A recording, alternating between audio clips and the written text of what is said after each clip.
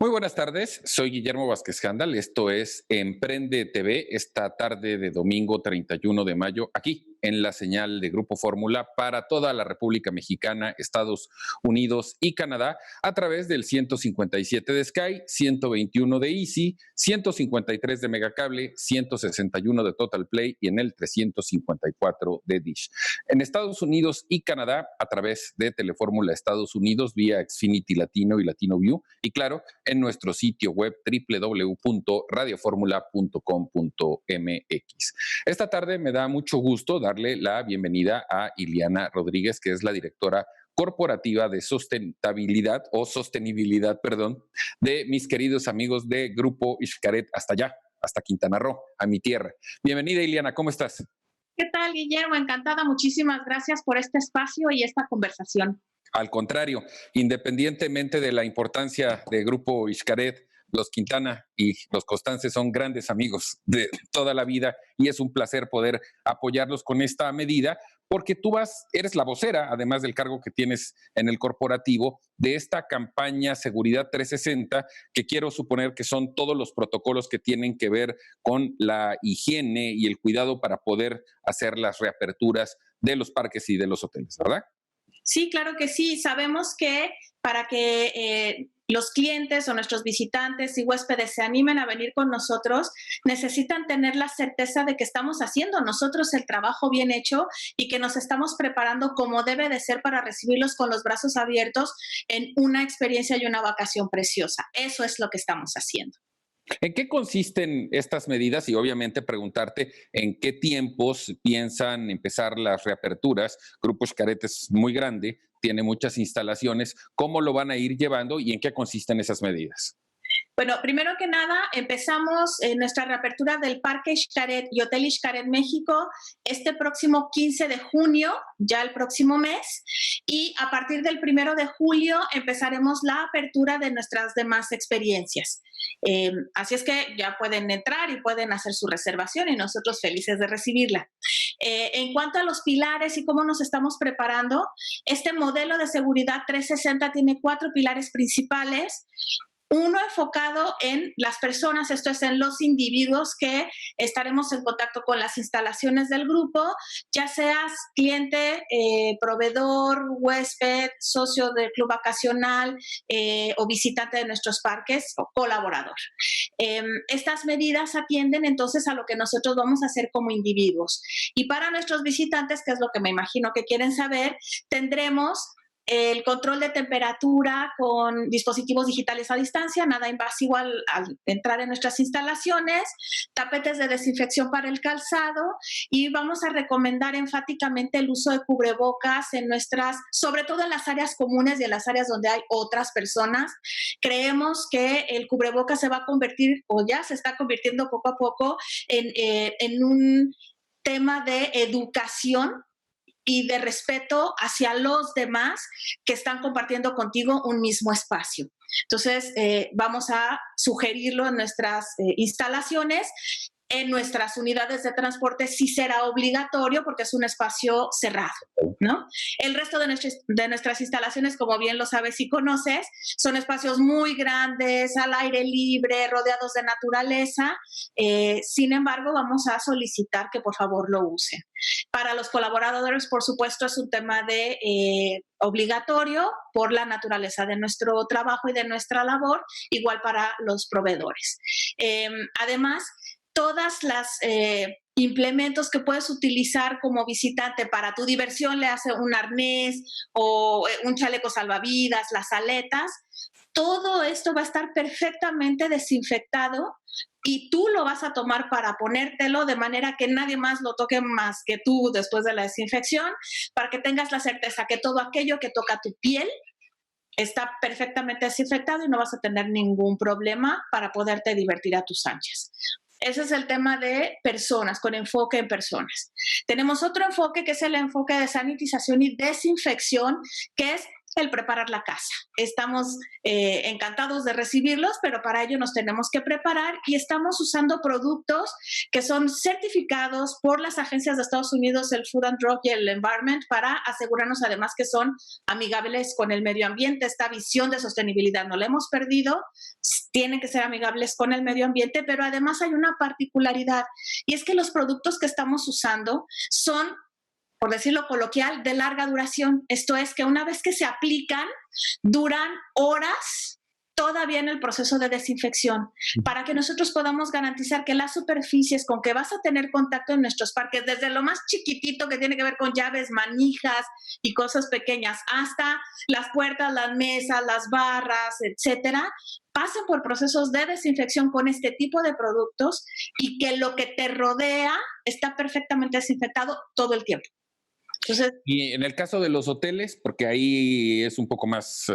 claro, en el hotel, por ejemplo, tenemos también el proceso de desinfección y tenemos, las habitaciones van a tener este proceso 2 veces al día. En la mañana, cuando sales a hacer tus actividades, nosotros entramos al proceso, y en las noches, cuando hacemos tu cortesía, que normalmente es cuando la gente sale a cenar, entonces otra vez el proceso de desinfección. Y en las áreas, recuerda que el Hotel Xcaret México tenemos una gran ventaja, y es que tenemos la certificación Cristal en todas nuestras instalaciones.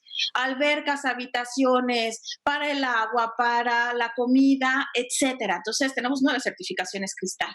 Eso ya garantiza desde antes que nosotros somos muy cuidadosos con este tipo de cosas y los protocolos a seguir. Entonces, ese es el segundo pilar. El tercer pilar tiene que ver con el distanciamiento. Entonces, son las medidas que vamos a tomar para garantizar que haya distancia física entre los grupos de personas que nos visitan.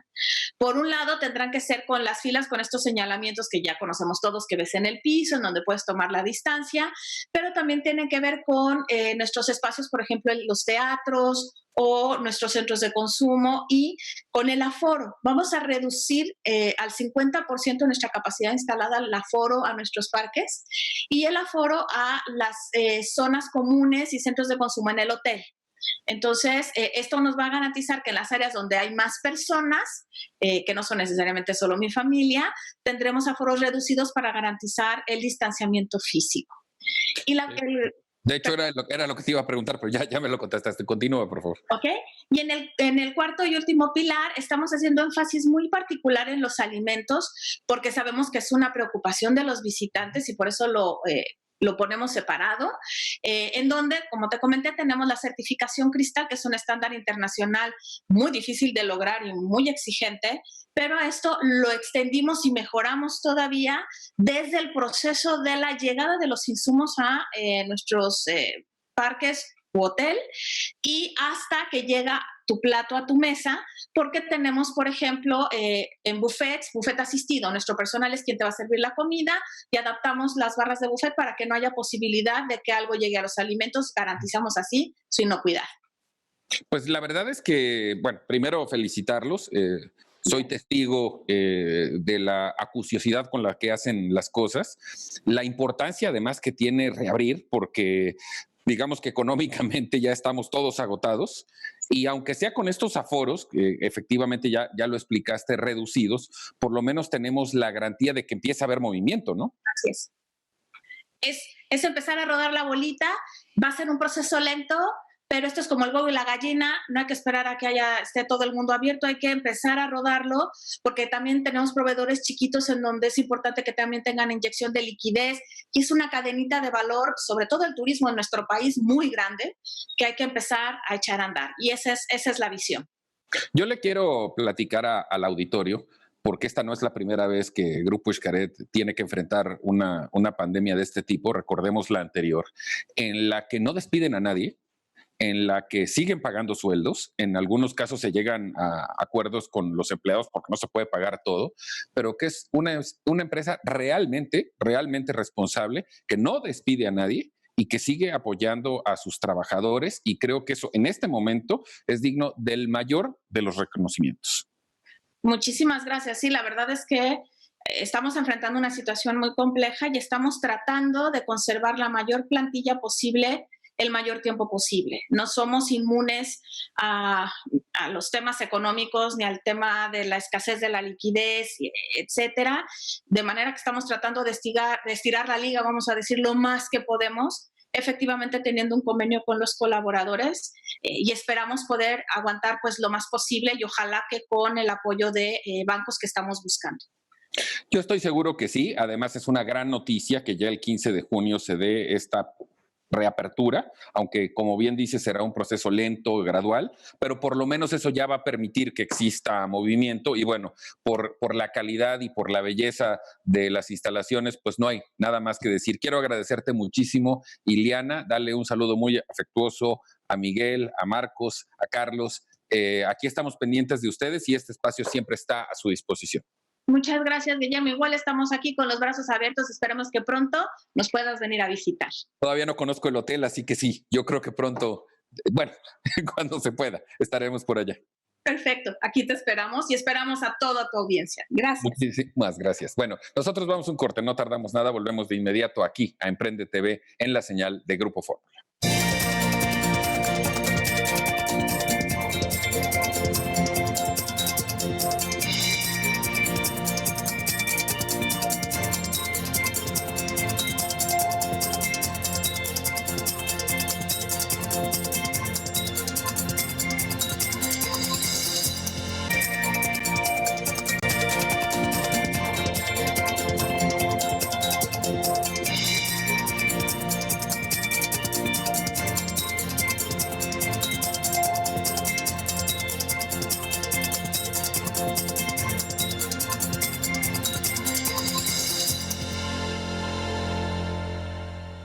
Estamos de vuelta en Emprende TV, aquí en la señal de Grupo Fórmula para toda la República Mexicana, Estados Unidos y Canadá. Y me da muchísimo gusto darle la bienvenida esta tarde al doctor Juan Carlos García Salas, que es director de proyectos estratégicos de Inesproc SADCB, con quien vamos a platicar y que, bueno, es un tema muy importante en estas circunstancias y condiciones de ciudades e infraestructura. Juan Carlos, bienvenido, muy buenas tardes.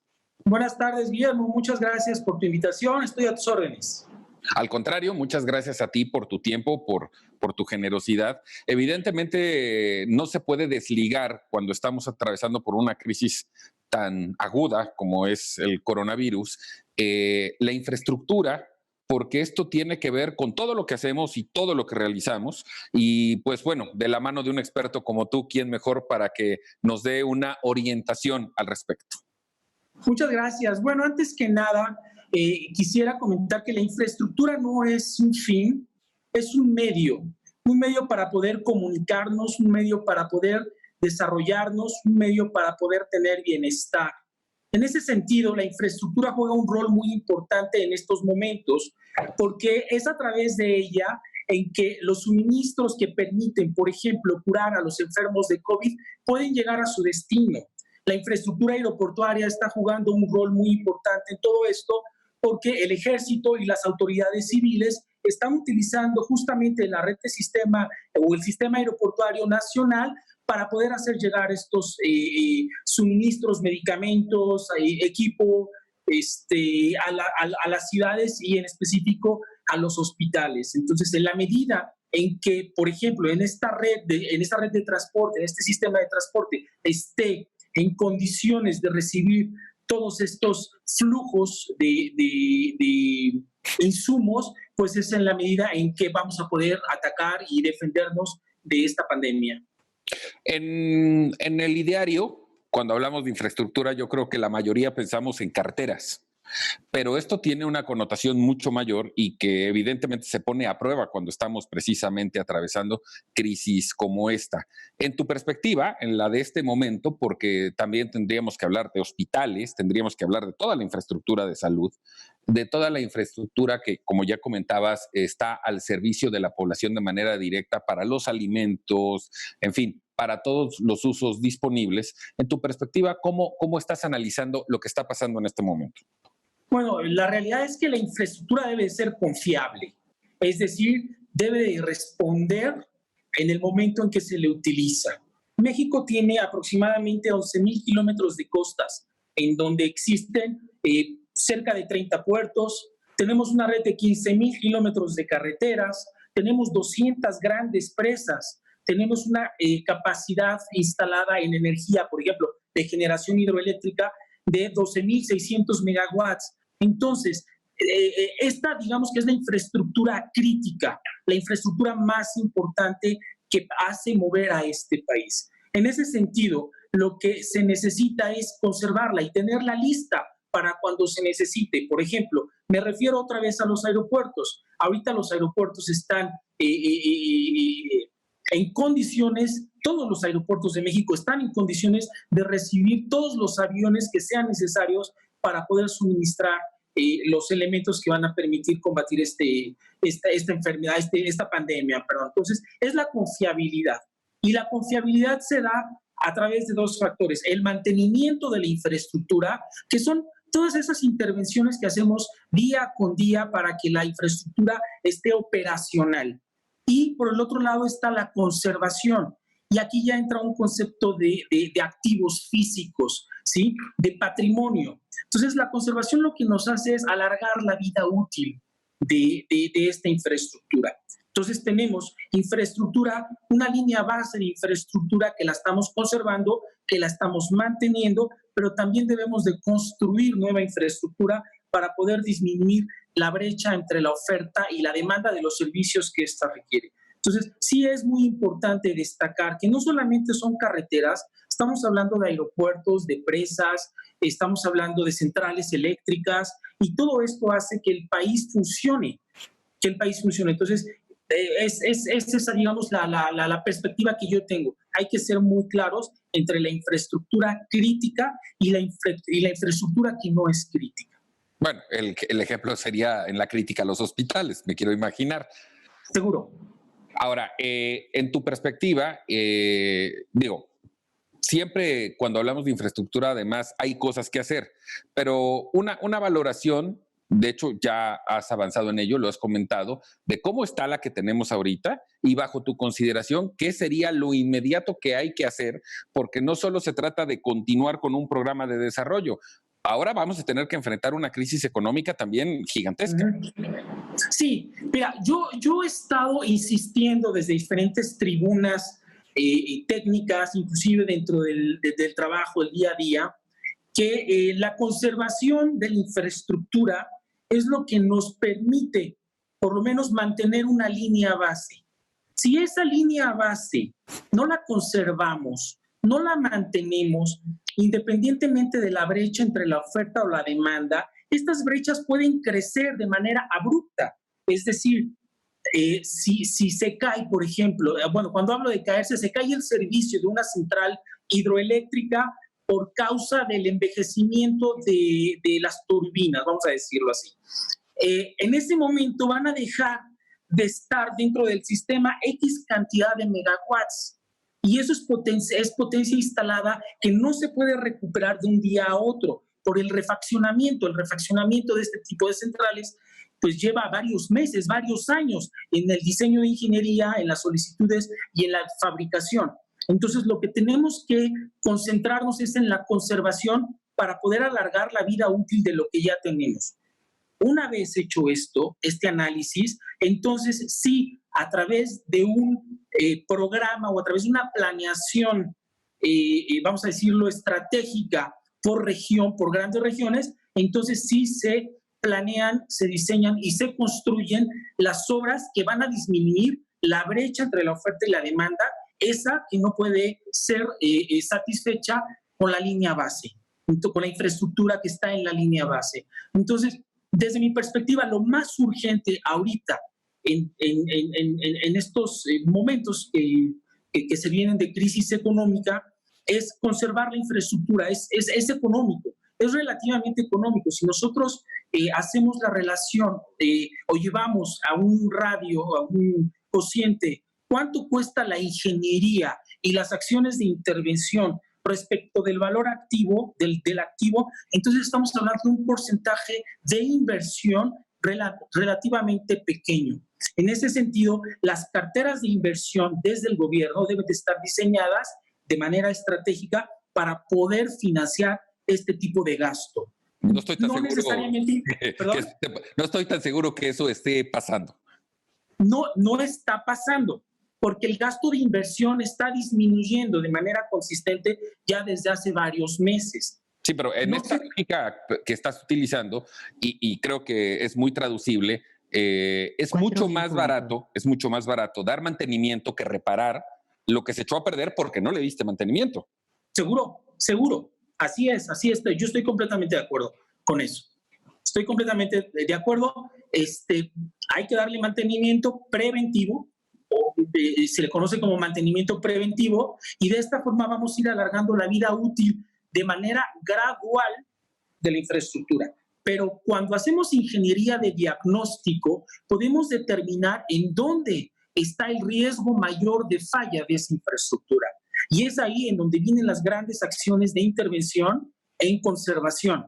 Por ejemplo, en una presa, nosotros la instrumentamos para ver cómo se deforma, cuáles son las fuerzas y las deformaciones que se van presentando ahí. Y cuando pasa un límite, sabemos qué riesgo de falla hay.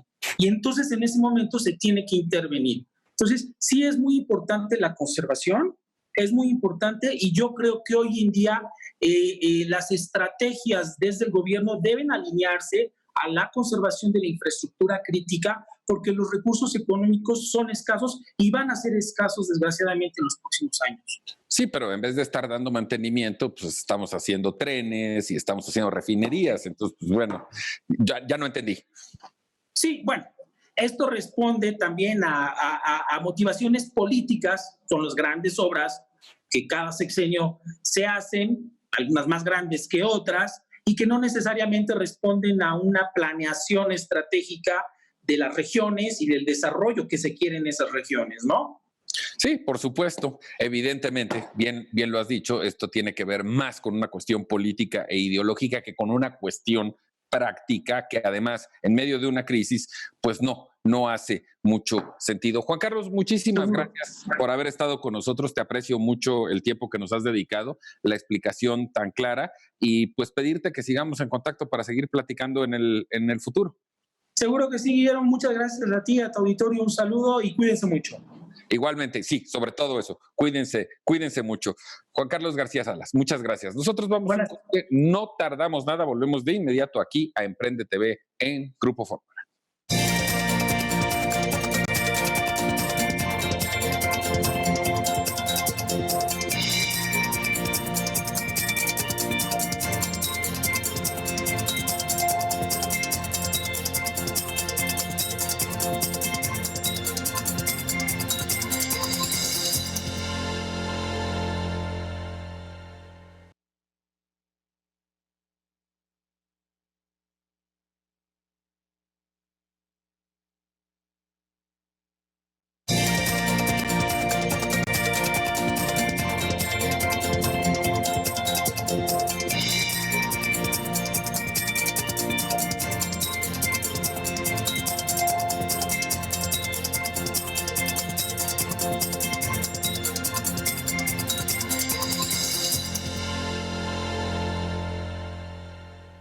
Continuamos en Emprende TV, aquí en la señal de Grupo Fórmula esta tarde de domingo y me da muchísimo gusto darle la bienvenida al doctor Bernardo Gómez, que es director de CAN de Ingenieros y aparte coordinador del Comité de Seguridad Estructural del Colegio de Ingenieros Civiles de México y miembro de la Junta de Gobierno del CONACYT, con quien vamos a platicar de la ingeniería y de las nuevas tecnologías. Bernardo, muy buenas tardes, gracias por acompañarnos esta tarde.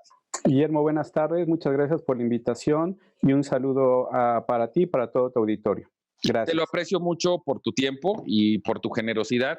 Ingeniería y nuevas tecnologías. Primero que nada, bueno, se podría suponer que esto va conectado, va concatenado, pero ¿quién mejor que tú que eres el experto para que nos lo explique? Bueno, pues sí, definitivamente las nuevas tecnologías tienen una relación directa con la ingeniería y con las diversas ingenierías, no solamente con una rama de la ingeniería, sino con todas las ingenierías prácticamente. Y de ahí que también tenga una relación con nuestro vivir del día a día. Al final de cuentas, la ingeniería, aunque no nos percatamos de ello, pero la tenemos en todos lados, en todas cosas que utilizamos, en los sistemas que nos sirven como ciudadanos, en la televisión, por ejemplo, en la radio, en las comunicaciones principalmente, es donde tal vez estamos más cercanos con la tecnología y con la ingeniería, pero hay muchas otras cosas más alrededor de nuestra vida que se resuelven con ingeniería y también con nuevas tecnologías. Entonces, esa relación es una relación, me parece que muy profunda y que debemos de estar atentos no solamente en lo que se les conoce como nuevas tecnologías en cuanto a la comunicación, ¿no? La inteligencia artificial, el cómputo cuántico, ese tipo de tecnologías que son muy llamativas en sí mismas, pero no hay que perder de vista que en sí mismas no son un fin como tal, sino son una herramienta. Una herramienta para la ingeniería, por un lado, para los ingenieros, para desarrollar métodos, sistemas y productos mejor adaptados a nuestras necesidades, pero también una herramienta para todos como ciudadanos. Y es ahí donde es importante que entendamos que las herramientas nos sirven para tener una mejor actividad y desempeñarnos mejor, pero no sustituyen al ser humano, no sustituyen a la persona y tampoco van a sustituir a los ingenieros. No, bueno, esa parte es muy importante. Evidentemente, digo, estamos atravesando una crisis inédita, una crisis histórica. En este momento que además todo está parado, ¿cuál es tu apreciación, tu pulso respecto de cómo está influenciando en este momento precisamente la ingeniería, las nuevas tecnologías, en momentos en que nos empezamos a dar cuenta, cuando salimos de la velocidad con la que estamos acostumbrados a vivir, la importancia de todas estas herramientas? Bueno, definitivamente las nuevas tecnologías nos están permitiendo sobrellevar esta crisis de mejor manera. Eso es definitivo. Si esta situación lo hubiésemos vivido hace 11, 10 años, cuando tuvimos el brote de influenza H1N1 aquí en México, la verdad es que la afectación económica y en la productividad del país hubiese sido mucho más severa. Hoy por hoy las nuevas tecnologías nos están permitiendo a través de plataformas de comunicación como estas seguir trabajando. Sí, tal cual. Seguir en una actividad de productividad importante. Realmente la economía no se frenó al 100% desde el momento en que las personas tuvieron que empezar a trabajar desde sus casas, sino que continuó, ya ha continuado y tal vez al principio con una eficiencia menor a la que estábamos acostumbrados en interacción personal, pero definitivamente ya con el paso del tiempo y con el paso de los días y las semanas, creo que todos nos hemos involucrado más con estas tecnologías y ahora estamos siendo mucho más productivos.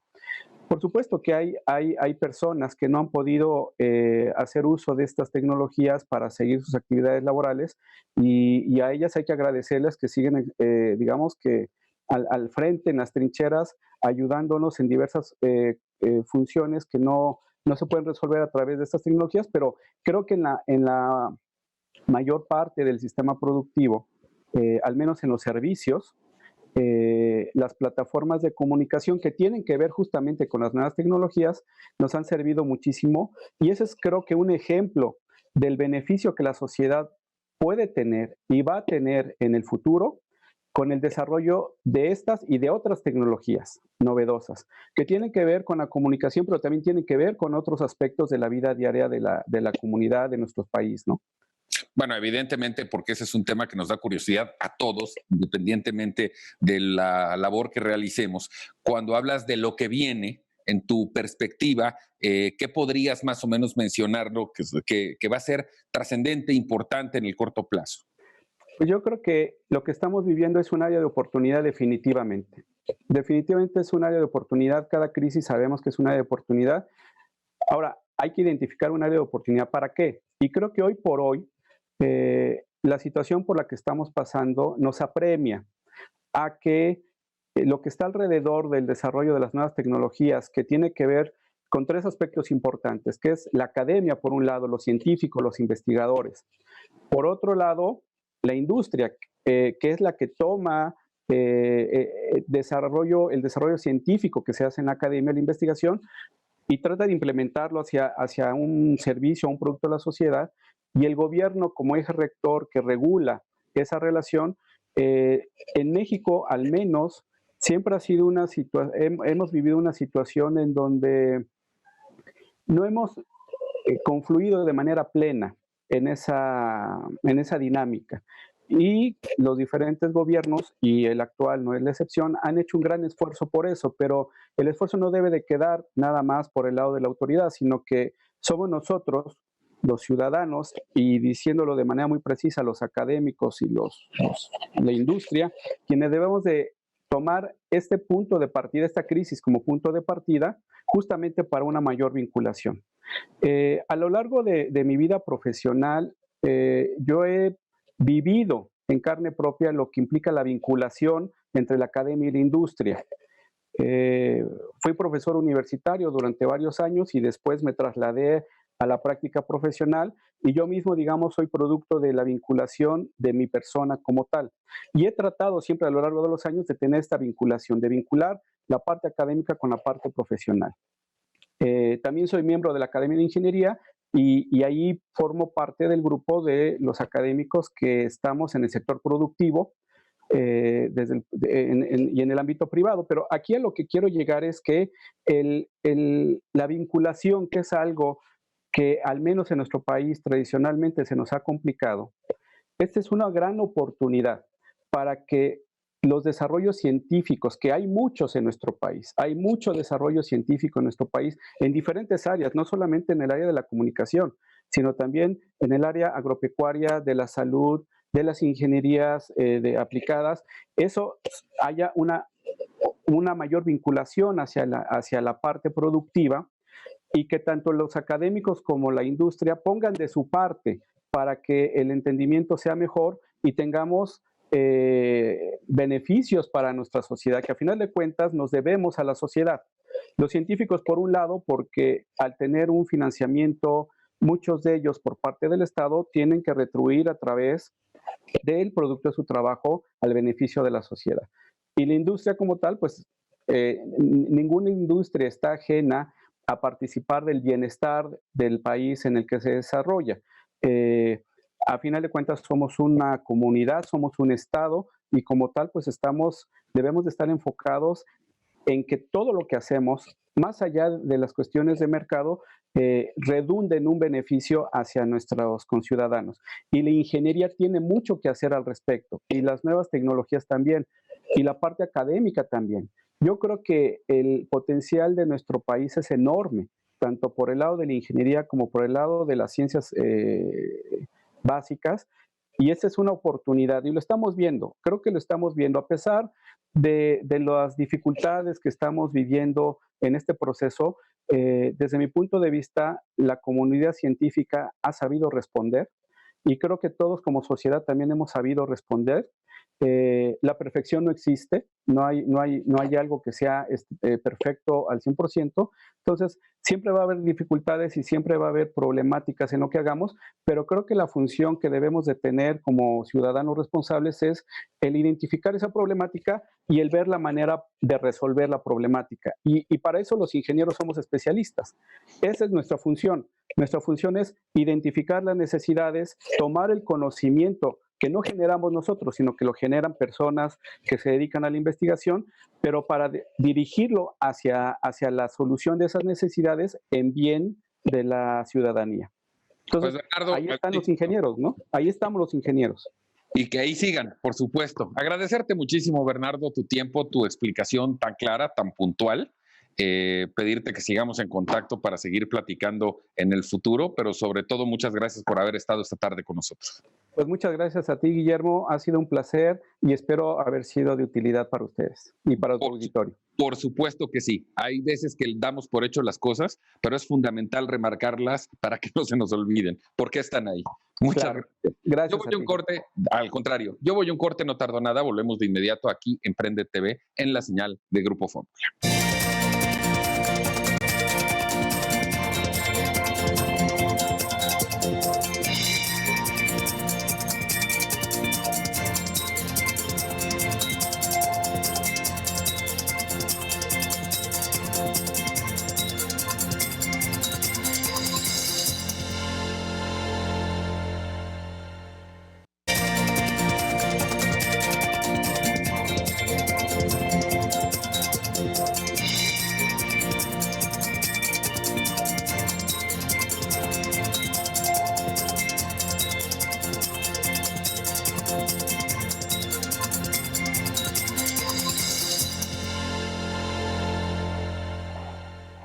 Continuamos aquí en Emprende TV en la señal de Grupo Fórmula esta tarde de domingo.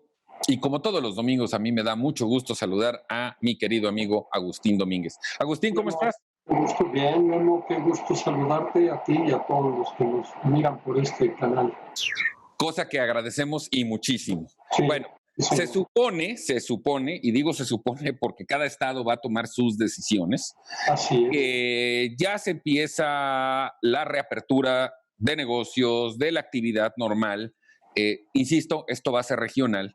Y es muy importante, Agustín, entender qué es lo que hay que hacer en cada caso. En este momento vamos a definirlo en el área metropolitana.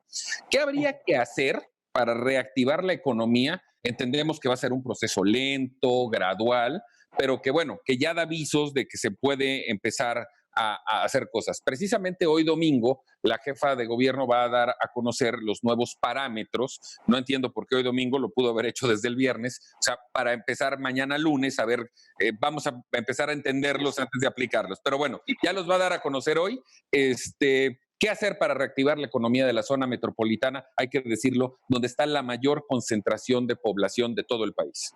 Así es, como decía Memo. Y tenemos que ver la zona metropolitana ya no como la Ciudad de México, como ese gran conglomerado en el que estamos. Lo primero que tenemos que hacer y cómo reactivar es venir a una reconversión en el transporte público. El transporte público ya no va a poder recibir a todas las gentes que se quieran subir al vehículo. Tenemos que entrar con un rigor. Échale que por lo menos por el tema del distanciamiento, de la capacidad instalada se puede usar la mitad, digamos, ¿no? Claro. Sí, en esa capacidad instalada, por lo tanto hay que reconvertir el transporte. Sí, bueno, el mismo caso es el metro, pero tenemos algo muy importante. El metro va a necesitar también tener la sana distancia, pero a la vez procurar mayores frecuencias. Por lo tanto, tendría que haber necesidad de reconvertir también todas esas partes. Es muy importante la parte del metro porque es la parte troncal. ¿Sí? Entonces, aquí vale la pena que la gente tiene que seguir usándolo. Hay que tener mucho cuidado con el metro. Pero esa es una parte de la reconversión para poder reactivar la economía. Ahora, el metro debería en este momento pensarse ya en elevar el precio. Si lo vas a bajar, si vas a bajar el número, la capacidad, tienes que subir el precio, porque si no, la ciudad no va a poder con eso. Y la ciudad financia parte del Estado de México. ¿Por qué? Porque el que se sube al metro del Estado de México, pues lo está subsidiando. Entonces, hay que iniciar con varios procesos. Ahora, una de las cosas que habría que ver y que habría que hacer es iniciar un cambio también, por ejemplo, utilizar y abrir construcción de nuevas vías, por ejemplo, pero de tranvía, Memo. El tranvía en el mundo, no en las de México, lleva un solo operador, lleva 350 pasajeros en lugar de a 90, lo cual te permitiría, por ejemplo, y te voy a dar, porque lo he estudiado, una ruta que sería sensacional y no afectas a nadie, es desde Vaqueritos en el periférico hasta la estación Insurgentes del metro. Tienes la vialidad con separación en el camellón, ahí puedes utilizar el camellón para las subidas y bajadas al tranvía. El tranvía subes, no tienes que subir escalones, entras al nivel, en fin. Es un proceso y es limpio porque es eléctrico. ¿Sí? Eso ayudaría al transporte público. Ahora, ¿cómo reactivar la economía en una ciudad, en una metrópoli como esta? Bueno, pues hay que aprovechar lo que tenemos y lo que se ha diseñado en otros lados de aquí mismo, que es iniciar un programa de APPs en la vialidad, por ejemplo. En la vialidad podrías diseñarla para que también vaya al transporte público y entonces es un beneficio para todos porque la infraestructura la va a pagar el que tiene dinero y lo puede utilizar. Y puedes utilizar, por ejemplo, vías rápidas como la liga entre la venta al Colegio Militar y a la salida a Puebla. Eso sería impresionantemente rápido la circulación y no cruzarías la Ciudad de México por la parte sur. Ya la parte norte tenemos el Libramiento Norte y el Arco Sur Norte, ¿no? Pero vamos a necesitar, por ejemplo, continuar el viaducto en segundo piso hasta la salida a Puebla. Y va a ser una obra que no implica recursos federales ni fiscales ni de la Ciudad de México, sino la harían privados con el apoyo de los bancos. Los bancos están urgidos de prestar dinero. Y ahorita podríamos conseguir créditos a muy bajo precio que le sería muy bueno para la ciudad. Esto último que comentabas del segundo piso del viaducto, ¿tú tienes conocimiento de que ya esté planteado?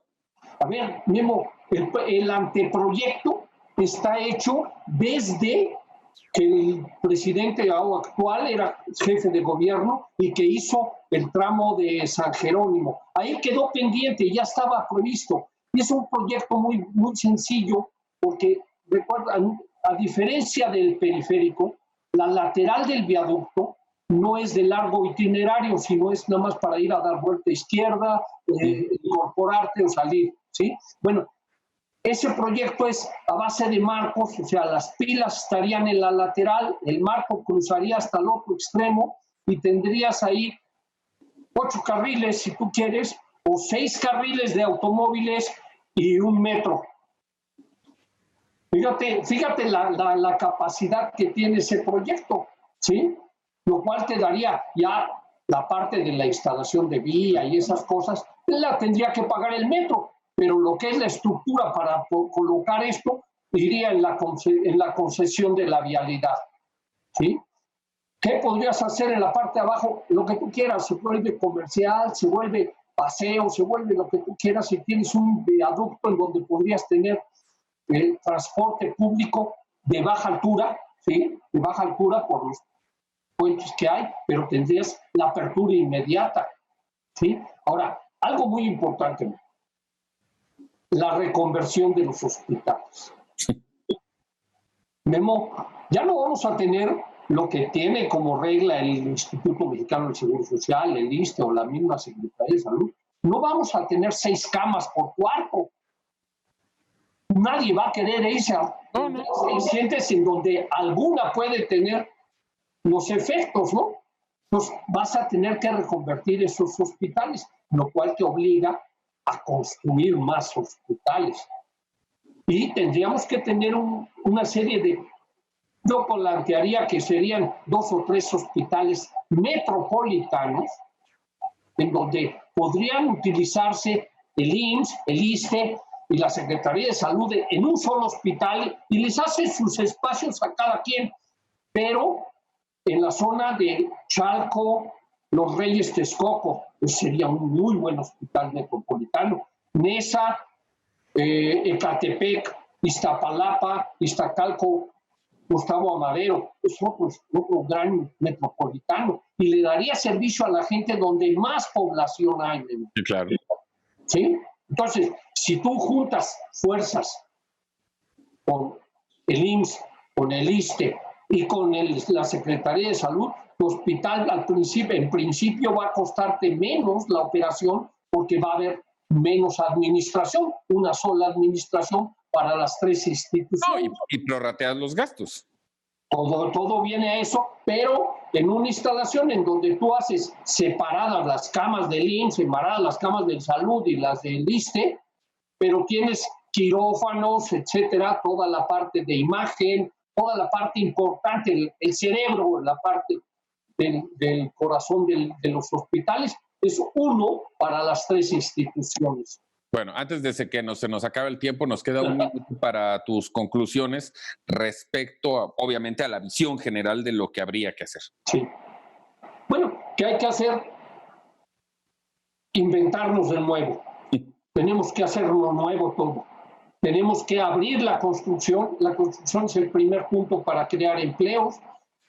Pero si tú creas empleos con dinero federal o fiscal, pues va a estar limitado a lo que tenemos, a lo que se da. Tienes que abrir la puerta a que entre la parte de la iniciativa privada, los bancos, etcétera, para apoyar esta parte.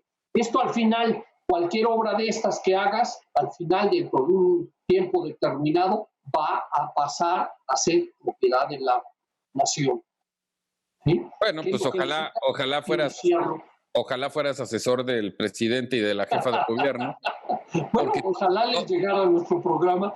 Seguramente. Creo que es oportuno que lo vean y que vean cosas. Sin muchos recursos, lo que tienes que hacer es empujar para hacer las cosas, ¿no? Sí, seguramente mucho de lo que has planteado serían grandes soluciones. Lamentablemente, desde el punto de vista del análisis está perfectamente justificado. No veo que lo vayan a hacer, lamentablemente. Pero bueno, nosotros aquí la labor que cumplimos con nuestro auditorio es decirle que sí es lo que se debería de hacer, porque ahí están las soluciones. Y usted evaluará si las autoridades las llevan a cabo o no. Agustín, como todos los domingos, muchas gracias. Nos vemos aquí la próxima semana, como siempre. Exactamente, Memo, y nos queda pendiente, como siempre lo decimos, la malta. Cada semana va ganando en añejamiento. Pero sobre todo, gracias a usted que nos hace el favor de acompañarnos todos los domingos aquí en Emprende TV, en las mañanas en Trayecto México y los sábados en Diálogo Abierto. La recomendación de siempre, cuídese, si no tiene que salir, no salga, y nos vemos aquí el próximo domingo. Muchísimas gracias.